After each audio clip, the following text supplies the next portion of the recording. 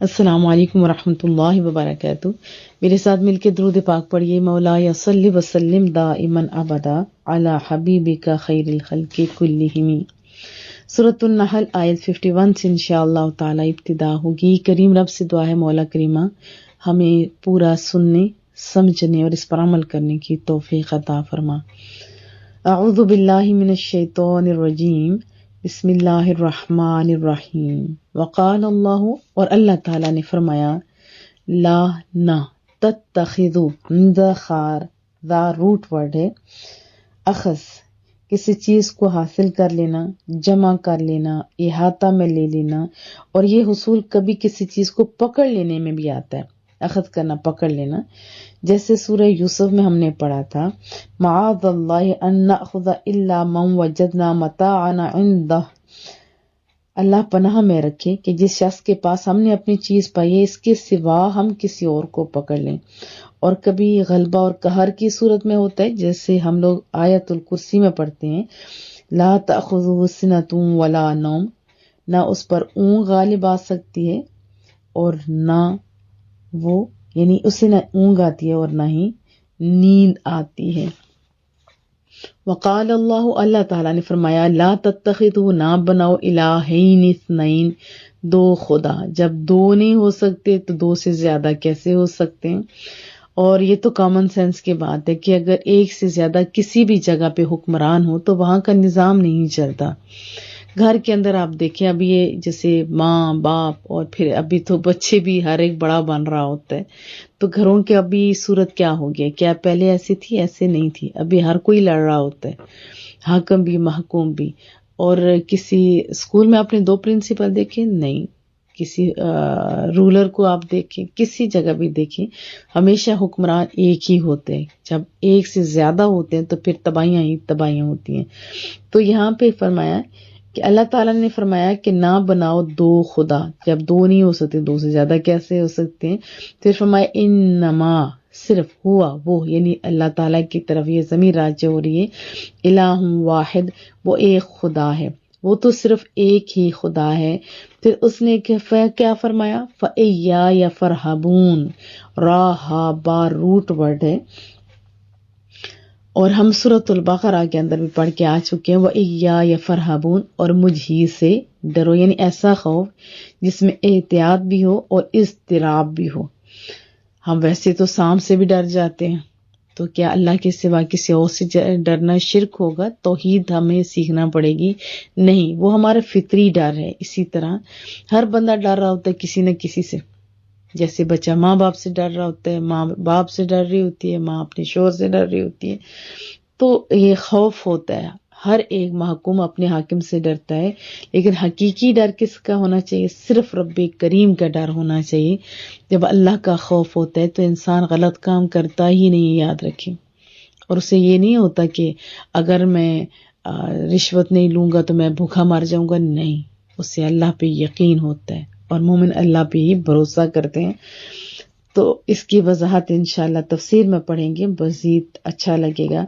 تو رب فرماتا ہے فَإِيَّايَ فَارْهَبُونَ، بس فقط مجھ ہی سے ڈرا کرو، وَلَهُ، اور اسی کے لیے ہے، یا اسی کے ملک میں ہے، اور اللہ ہی کا ہے، ماں جو کچھ فی السماوات، آسمانوں میں ہے، والارض، اور جو کچھ زمین میں ہے، اور اسی کے ملک میں ہے، ملکیت میں ہے، اسی کی حکمرانی ہے، جو کچھ آسمانوں میں ہے اور زمین میں ہے، وَلَهُ الدین، اور اسی کی تابعداری ہے۔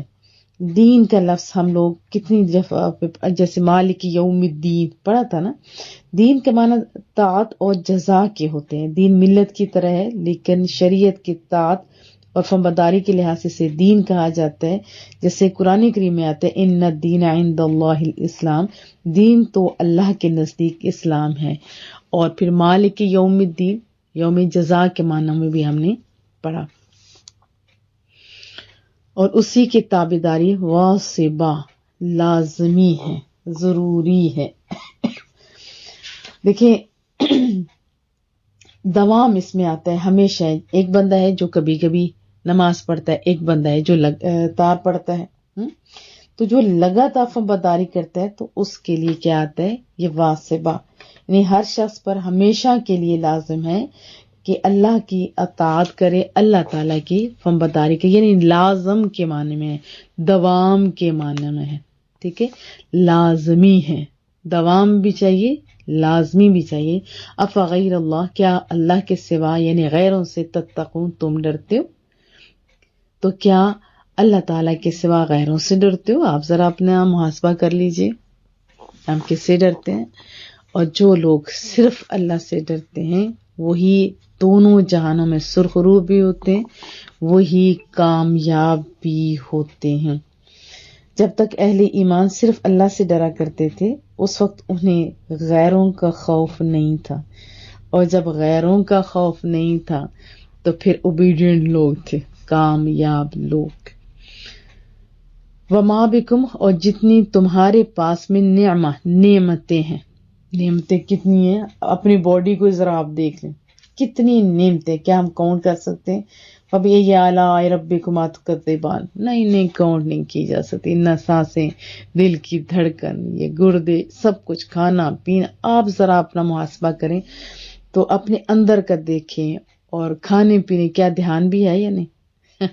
فمن اللہ، وہ تو سارے کا سارا اللہ تعالیٰ کا ہے، اور تمہارے پاس جتنی نعمتیں ہیں وہ تو اللہ تعالیٰ کی دی ہوئی ہیں۔ جب اس کی دی ہوئی ہیں تو پھر شکر بھی کس کا ادا کرنا چاہیے؟ اللہ تعالیٰ کا۔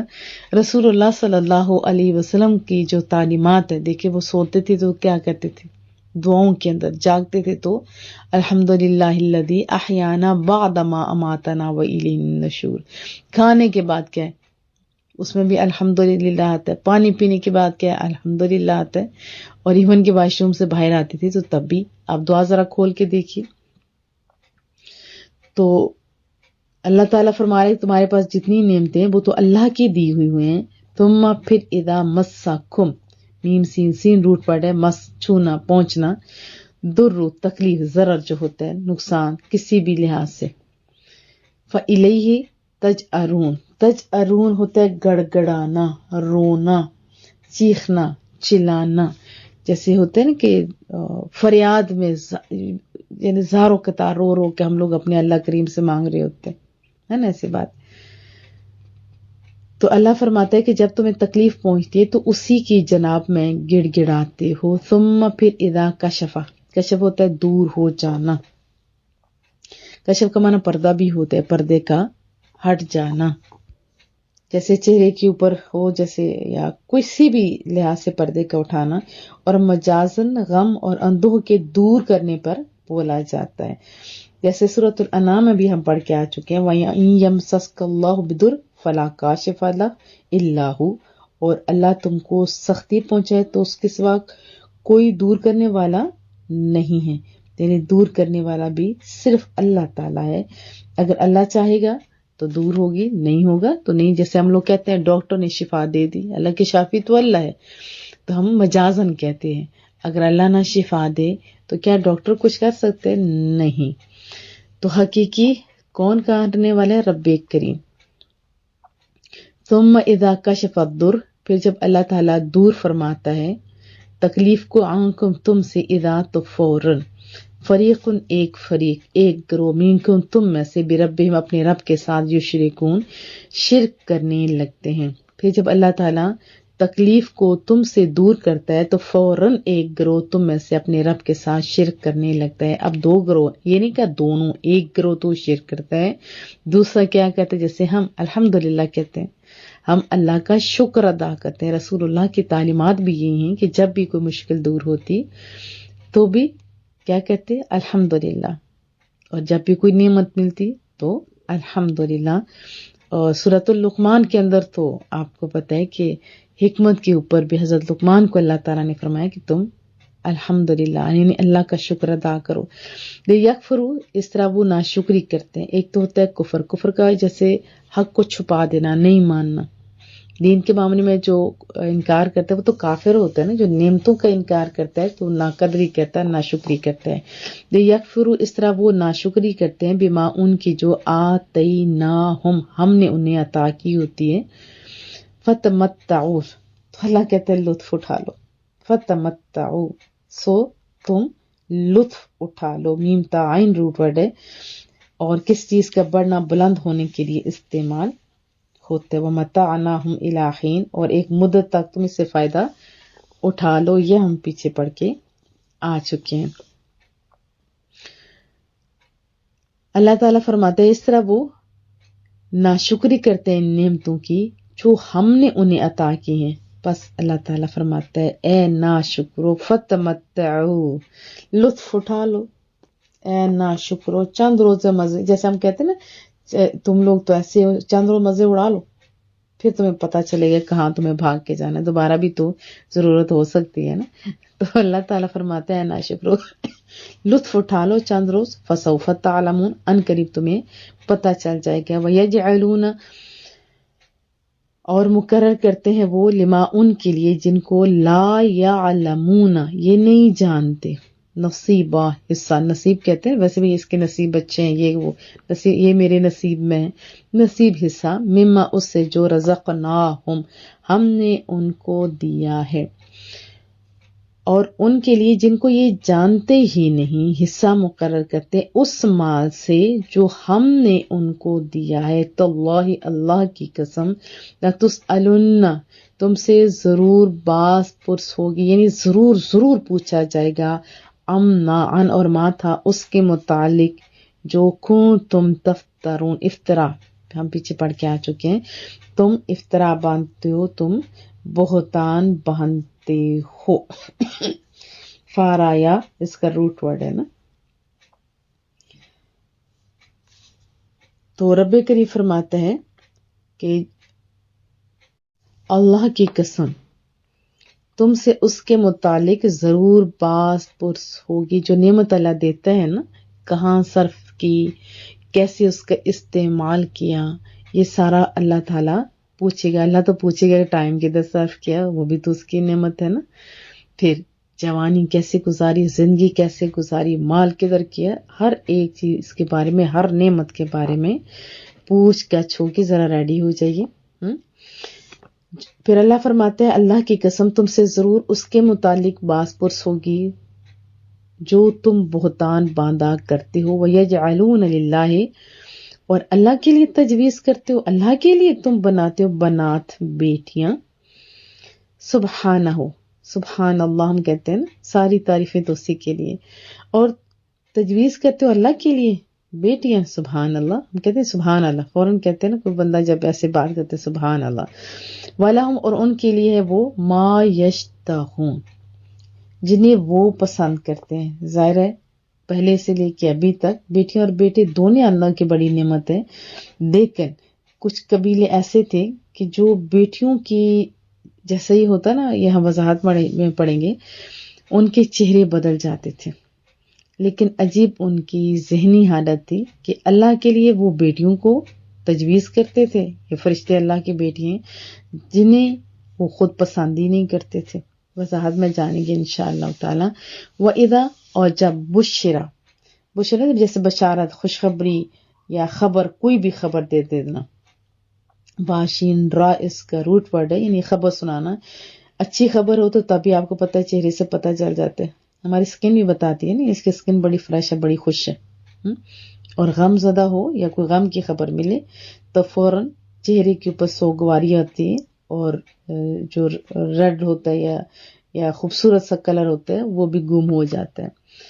وَإِذَا بُشِّرَ أَحَدُهُمْ، اور جب ان میں سے کسی کو اطلاع دی جاتی ہے کس چیز کی، بالانثى بیٹی کی، ظلام لام روٹ ورڈ ہے، تو ہو جاتا ہے جیسے سایہ ہو جاتا ہے نا، نمایاں ہو جاتا ہے، وجہ اس کا چہرہ مسودہ سیاہ.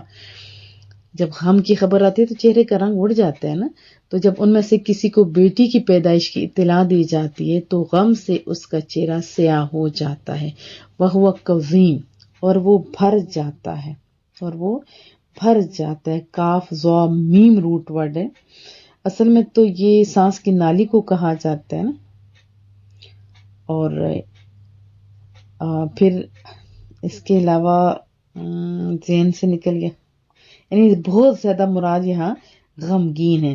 ہم نے سورۃ القلم میں بھی پڑھا تھا، اذ نادا وہو مکدوم، اور انہوں نے اللہ کو پکارا اور وہ غم اور غصے میں بھرے ہوئے تھے. کون؟ حضرت یونس علیہ السلام. اب یاد آیا.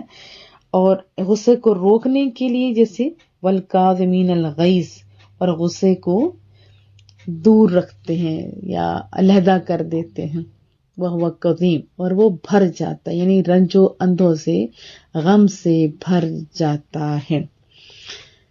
اور جب ان میں سے کسی کو بیٹی کی پیدائش کی خبر دی جاتی ہے، اس کا چہرہ کیا ہوتا ہے؟ غم کی وجہ سے ایک تو سیاہ ہو جاتا ہے، اور وہ رنج و اندوں سے یا غم سے بھر جاتے ہیں، جیسے غصے سے وہ بھر جاتا ہے۔ یتوارا، وہ را اور یا اس کا روٹ ورڈ ہے چھپانا، جیسے سورۃ الاعراف میں پڑھ کے آ چکے ہیں، قد انزلنا علیکم لباسا یواری سوآتکم، ہم نے تم پر پوشاک یعنی لباس اتارا کہ تم اپنا آپ کو ڈھانپو یا تمہارا سر ڈھانکے۔ چھپ جانا کے معنی میں ہے نا، جیسے چاند کے بارے میں آتا ہے حتی نوارت بالحجاب، آفتاب یعنی یہ جو چاند ہے پردے میں چھپ گیا۔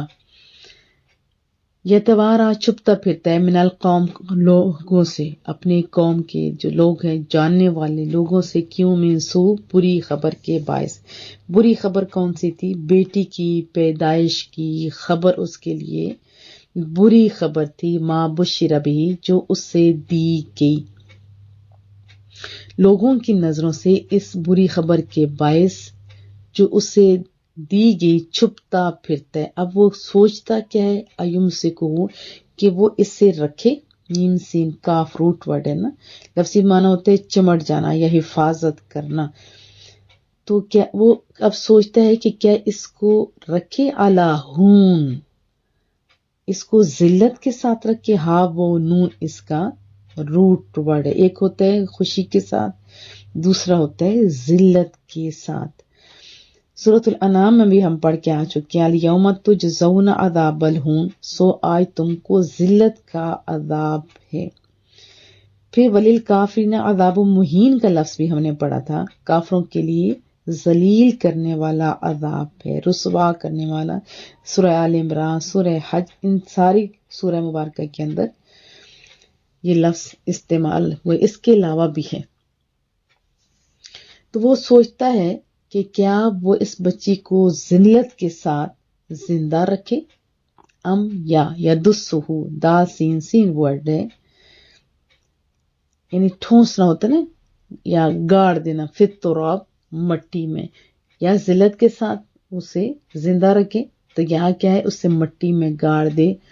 آہ الا، آہ خبردار، سا آہ کتنا برا ہے، ما یحکمون، وہ جو کرتے ہیں، جو انہیں حکم، جیسے ہوتا ہے اندر سے یہ آواز اٹھتی ہے کہ اس کو کیا کروں کیا کروں، تو وہ کتنا برا فیصلہ ہے جو وہ کرتے ہیں۔ للذین، ان کے لیے جو لا یؤمنون بالآخرہ، جو آخرت پر ایمان نہیں رکھتے، مثل السوء، بری صفتیں، مثل السوء، سو کہتے ہیں نا برا کو،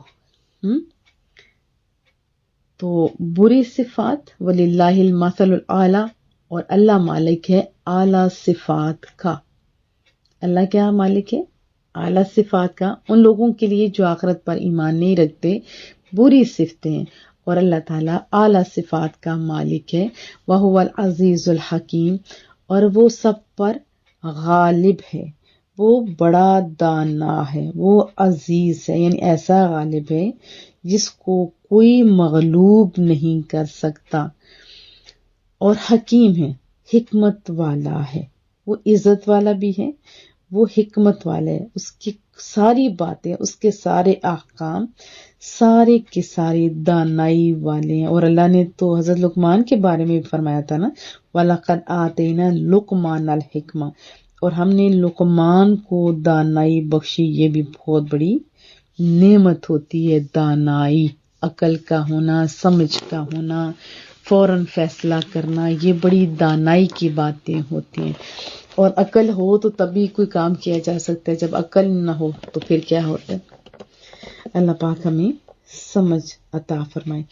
اچھا، آج ہم نے کیا کچھ پڑھا؟ ایک تو یہ کہ اللہ ایک ہے، ہاں اللہ ایک ہے، ایک ہے تو تبھی یہ نظام ہے، یہ سورج، یہ چاند، یہ تارے، یہ موسم، یہ پھل، یہ ہر چیز کے اندر جو ایک ہی چیز ہے، ایک ہی چیز ہمیں نظر آتی ہے نا سورج کا، یہ ہر کلر کے لحاظ سے، ذائقے کے لحاظ سے، ہر چیز جو پہلے دن سے تھی وہ ابھی تک ویسے ہی ہے نا. تو پتہ چلتا ہے کہ ایک ہی ہے چلانے والا. اگر دو ہوتے تو ایک کہتا بھائی یہ رنگ مجھے پسند ہے، یہ مجھے پسند ہے، یہ ذائقہ مجھے پسند ہے، یہ ذائقہ مجھے پسند ہے، نہیں تو ضد پہ آ جاتے، اپنی بڑائی بیان کرتے. یا جیسے ہوتا ہے نا یہاں پہ دو بندوں کو کوئی بھی کام سیم آتا ہے تو وہ ایک دوسرے سے چھپا رہے ہوتے کہ اس کو پتہ نہ چلے، یہ نہ یہ کر لے. بہرحال تو ایک ہی خدا ہے نا، تو تب بھی یہ سارا کام بڑی حکمتوں کے ساتھ آیا. تو اللہ فرماتے ہیں کہ ایک ہی خدا ہے. اب دو خداؤں کی نفی کی گئی، جب دو کی گئی تو پھر 360 بت جو رکھے ہوئے تھے تو وہ سارا کے سارا غلط تھا نا، جو بت کعبے میں رکھے گئے تھے. تو چاہے اس ٹائم ہو، چاہے ازل سے ہو یا ابد تک ہو، جو ایک کے علاوہ مانتا ہے وہ غلط کرتا ہے. اللہ صرف ایک ہے، اور یہی چیز عقل بھی مانتی ہے، عقل بھی یہی مانتی ہے نا. پھر اس کے بعد رب کریم فرماتا ہے کہ ساری نعمتیں اللہ نے دی ہیں، فائدہ بھی اٹھا لو، اللہ نے عطا کی ہے نا، تاکہ کیوں ہر لمحہ شکر ادا کرو. چاہیے تو یہ تھا کہ ہمیں اللہ کا شکر ادا کریں. ہم الٹے کیا ہوتا ہے، بہت سارے لوگ بھی دیکھیں الٹا اکڑ جاتے ہیں، نافرمان بن جاتے ہیں. کوئی تو اللہ کوئی نہیں مانتا، اور جو مان رہے ہوتے ہیں ان کی بھی حالت ایسی ہے جیسے پتہ نہیں مان بھی رہا ہے نہیں. لیکن جب مصیبت آتی ہے تو پھر تو سارے کوئی ختم کرا رہا ہوتا ہے، کوئی یہ کر رہا ہوتا ہے، کوئی وہ کر رہا ہوتا ہے. تو بہرحال ہمیں اپنے اللہ کا شکر ادا کرنا چاہیے. جیسے میں نے آپ کو بتایا رسول اللہ صلی اللہ علیہ وسلم کی جو تعلیمات ہیں، سونا، کھانا، پینا، اٹھنا، بیٹھنا، ہر چیز کی کوئی بھی دعا آپ پڑھیں. اگر میں یہاں بولوں گی دعاؤں کا خالی تذکرہ کروں گی تو یہ بہت طویل ہو جائے گا، یہ بہت طویل ہو جائے گا. تو ہمیں کیا کرنا چاہیے کہ ہر دعا کے اوپر بھی غور کریں کہ دیکھیں رسول اللہ نے کس طرح ہمیں سکھایا ہے. تو رسول اللہ صلی اللہ علیہ وسلم ایک دفعہ جب ہماری جو امہات المومنین میں سے پوچھا کہ آپ اتنا زیادہ اللہ کا جو ہے نا عبادت کرتے ہیں کہ پاؤں سوج جاتے ہیں، آپ کے پاؤں کے اوپر ورم آ جاتے ہیں، اتنا کھڑے کھڑے ہو کے عبادات کی جا رہی ہیں، تو کیا فرمایا کیا میں اللہ کا شکر گزار بندہ نہ بنوں؟ ہم کیا بن رہے ہیں، ہم کیا کر رہے ہیں، ذرا سوچو تو صحیح. ہم لوگ تو ناشکری میں کوئی آگے نہیں بڑھتے جا رہے. اللہ کی بہت ساری نعمتیں جو نہیں ہوتی ہم اسی کو بڑا رونا رو رہے ہوتے ہیں، تو جو ہوتی ہیں تو وہ ہم لوگوں سے چھپا رہے ہوتے ہیں. ابھی تو ویسے ناشکری کی اتنی عادت ہو چکی ہے کہ ہر بندہ رو ہی رہا ہوتا ہے. 100 چیزیں اس کے پاس ہوتی ہیں تو پھر بھی رو ہی رہا ہوتا ہے. حالات بڑے مندے، حالات بڑے مندے ہیں. حالانکہ ہمیں تو حکم کیا ہے کہ تھوڑی چیز ہو، بڑی چیز ہو، زیادہ چیز ہو، صحت ہو، جو کچھ بھی ہو، ہمیں اللہ کا شکر ادا کرنا چاہیے. دیکھیے جو بندہ بیمار ہوتا ہے نا، جو گردہ چینج کرواتا ہے، ذرا اس سے پوچھیں. اور آپ کے پاس گردہ فری میں اللہ نے آپ کو دیا ہے. دل آپ دیکھیں کروڑوں کا نہیں ملتا، آپ کو فری میں اللہ نے دیا ہوا ہے. ایک آنکھ نہیں، 2 آنکھیں، جو اس کے اندر سیل ہے اس کا دیکھیں کیا روشنی کا علیحدہ ہے اور پھر اندھیرے کا علیحدہ ہے. اپنے اندر باڈیز کے اندر اتنی آپ کی چیزیں ہیں نا. یہ جو آپ کا دل ہے ہر وقت جو پمپ کر رہا ہوتا ہے، اتنا زیادہ خون بنا رہا ہوتا ہے. آپ گرین کھائیں، آپ وائٹ کھائیں، آپ جو کچھ بھی کھائیں وہ ریڈ شکل میں، اور وائٹامن ادھر جا رہے ہیں. ایک مشینری آپ کے اندر، بوٹیاں کھا رہے ہیں تب بھی، فروٹ کھا رہے ہیں تب بھی. آپ ذرا گرائنڈر چلا کے دیکھیں تو صحیح، محلے کی نیند حرام ہو جاتی ہے جبکہ آپ کی نیند کا جو ہے وہ ویسے علیحدہ اہتمام کیا گیا، اور یہ چیزیں چپکے چپکے سارا کام کر رہی ہوتی ہیں. آپ سو رہے ہوتے ہیں، آپ کی نیند تک ڈسٹرب نہیں ہوتی.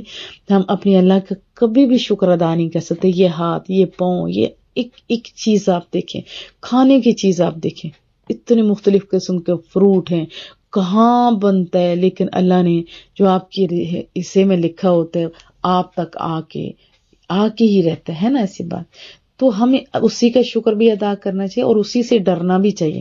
ہم لوگ کیا کر رہے ہوتے ہیں، رشوت نہیں لیں گے تو کیا ہوگا جی، ہم بھوکے مر جائیں گے.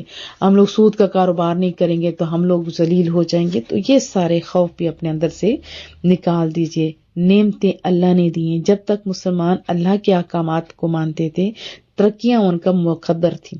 اور جب ہم نے ان چیزوں کو کہتے ہیں ہم نماز کی پابندی کریں گے تو لوگ ہمیں بڈھا بڈھا کہیں گے، داڑھی رکھ لیں گے تو ہماری نوکری چلی جائے. یہ ساری یہ چھوٹی چھوٹی چیزیں ہیں نا.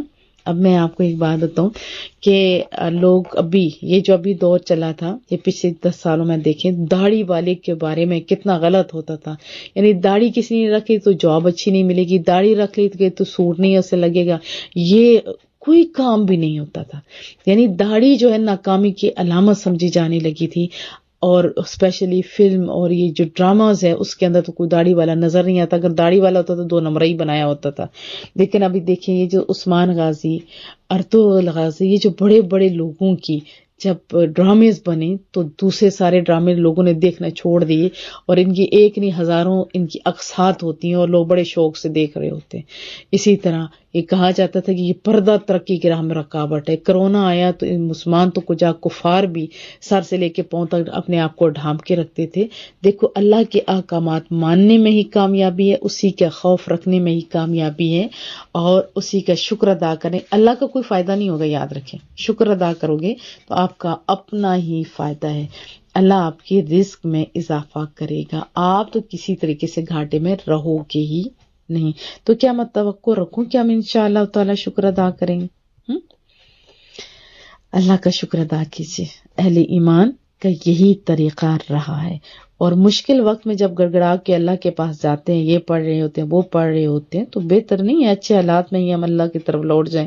اور اسی طرح مرنے کے بعد بھی کفن میں لپیٹ کے تو اللہ ہی کی طرف اللہ کے سارے چھوڑ کے آئیں گے، قبر کے اندر دفنا کے آئیں گے. تو بہتر نہیں ہے چھپ چھپ کے جانے سے پہلے کھلے منہ اپنے اللہ کی طرف چلا جائے. کیا میں توقع رکھوں کہ کھلے منہ ہی ہم لوگ جائیں گے انشاءاللہ تعالی. پھر اس کے بعد بیٹیوں کا تذکرہ ہے کہ جیسے کسی کی بیٹی ہوتی تھی تو ان کے گھر صفے ماتم بچ جاتا تھا، غم کی وجہ سے، پریشانی کی وجہ سے. ان کی بڑی بری حالت ہے، چھپتا پھرتا تھا. اسپیشلی مضر، خزاں اور تمیم کے قبیلے کے لوگ بچیوں کے بارے میں بہت ہی زیادہ عجیب و غریب ان کا طریقہ تھا. بچیوں کو زندہ درگور کر دیا جاتا تھا کہ کہیں ایسا نہ ہو کہ جب بڑیاں ہو جائیں تو کوئی رشتہ بھی مانگنے آ جائے، کوئی فقر کے، کوئی کیسے. بہرحال اپنی بچیوں کو نہلا کے دھلا کے اور جنگلوں میں لے جایا جاتا، وہاں گڑھے کھوتے جاتے. کوئی اس کے اندر کھیلتے کھیلتے ان کو دھکا دیتا، کوئی کہتے ذرا نیچے تو دیکھو، دھکا مار کے اس کو اس گڑھے کے نیچے دفنا دیا جاتا تھا. اور بچیاں چیختی چلاتی رہتی تھیں. لیکن جب رسول اللہ نے تعلیمات دی نا، وہی باپ جو مار کے خوش ہوا کرتا تھا آج وہ کما کے بچیوں کے لیے اتنا. اب دیکھیں بوڑھے بوڑھے باپ ہوتے ہیں تو کیا ہے کہ 1 ہے، 2 ہے، 4 ہے، جس کی جتنی بچیاں ہوتی ہیں ان کے لیے وہ کما رہا ہوتا ہے. کبھی جہیز بنا رہا ہے، کبھی کچھ کبھی کچھ. تو قربان نہ جو رسول اللہ کی ذات اقدس پر جنہوں نے ہمیں اتنا بڑا مقام دیا. حضرت عبداللہ بن عباس سے مروی ہے، رسول اللہ نے فرمایا جس شخص کے ہاں بیٹی پیدا ہو اور وہ اسے زندہ درگور نہ کرے، اسے ذلیل نہ سمجھے اور اپنے بیٹے کو اس پر ترجیح نہ دے، تو اللہ تعالیٰ اسے کدھر داخل کرے گا؟ جنت میں. اور بہت ساری احادیث ہے جس میں فرمایا کہ یہ بیٹیاں اس کی اگر اچھے طریقے سے آپ لوگ تربیت کرتے ہیں، گھروں کی شادیاں وغیرہ کر دیتے ہیں، تو یہ جنت اور دوزخ کے درمیان ایک پردہ ہے. اور بھی بہت ساری ہیں احادیث ابھی میرے سامنے، طوالت کے سبب سے میں اس کو سکپ کرنے لگی ہوں. جب محبوب کی اپنی بیٹیاں تھیں تو آپ جانتے ہیں کہ ان کی جب عورت بتانے کے لیے جا رہی تھی تو لوگوں نے رستے میں کہا تھا کہ کیا ہوا، کدھر جا رہی ہو؟ میں تو محمد کو تو رسول اللہ صلی اللہ علیہ وسلم کا اس طرح نہیں کرتے تھے، محمد کو بتانے جا رہی ہوں صلی اللہ علیہ وسلم کہ ان کی بیٹی پیدا ہوئی ہے. تو سب نے کہا مار ڈالیں گے یہ لوگ. کہا کہ نہیں، میں پہلے بھی بتانے جاتی تھی، پہلے بھی یہ نوازتے تھے، یہ محمد ہے صلی اللہ علیہ وسلم. دیکھو عام بندے نہیں ہیں کہ جن کو بیٹی کی خبر دی جائے اور وہ ایسا کریں گے. اور جب رسول اللہ صلی اللہ علیہ وسلم نے مسلمانوں کے دل میں بیٹیوں کی محبت پیدا کی تو بھائی ہو، باپ ہو، ہر ایک قربان ہو رہا ہوتا ہے. ہم عورت کسی صورت میں بھی ہو، اللہ تعالیٰ نے ہمیں بڑی عزتیں دی ہیں تو ہمیں تو زیادہ بعمل ہونا چاہیے. کیا میں یہ توقع رکھوں؟ وہ جو منو مٹی کے نیچے دفنا دیتے تھے، جو بیٹی کے نام پہ اپنے سر کو جھکا لیا کرتے تھے حیا کے مارے، شرم کے مارے، تو آج بڑے فخر سے نام لیتے ہیں وہ میری بیٹی ڈاکٹر ہے، وہ میری بیٹی درس دیتی ہے، وہ میری بیٹی ایسی ہے. بیٹی کے لیے کمایا جا رہا ہوتا ہے. تو یہ سارا کس کی وجہ سے؟ اسلام کی وجہ سے. دیکھیں اسلام کے ماننے میں ہی کامیابیاں ہیں. تو کیا میں توقع رکھوں؟ کریم رب سے دعا ہے کہ مالک ہمیں عمل کرنے کی توفیق عطا فرما، ہمارے گھروں میں اتفاق، اتحاد، محبت، ہمدردی پیدا فرما، قلبی اور ذہنی سکون عطا فرما، تمام بیماروں کو شفائے کاملہ عطا فرما. میرے مالک ہمیں کامیابیوں کے راہوں کا مسافر کر دے. جو معاونین ہیں سب کو کامیابیاں دے. السلام علیکم ورحمۃ اللہ.